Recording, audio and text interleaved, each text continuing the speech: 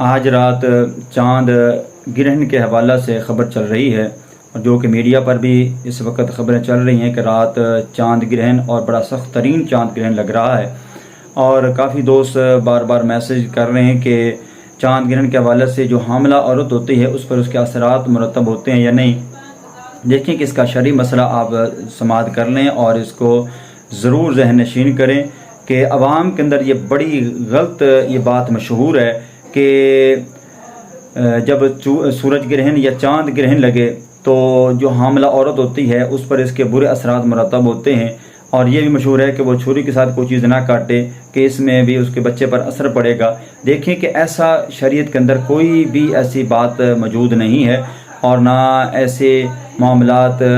شریعت نے اس کی اجازت دی ہے کہ ایسی باتیں کی جائیں، بلکہ شریعت ایسے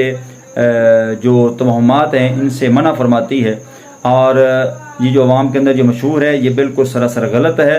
اور حاملہ عورت پر کوئی بھی برے اثرات مرتب نہیں ہوتے۔ اس کے حوالے سے نبی کریم علیہ السلام نے فرمایا کہ یہ اللہ کی نشانیوں میں سے یہ ایک نشانی ہے، تو کوشش کریں کہ نوافل پڑھیں، اللہ کی بارگاہ میں توبہ اور استغفار کریں۔ اللہ تبارک و تعالی پوری امت مسلمہ کے حال پر رحم و کرم فرمائے۔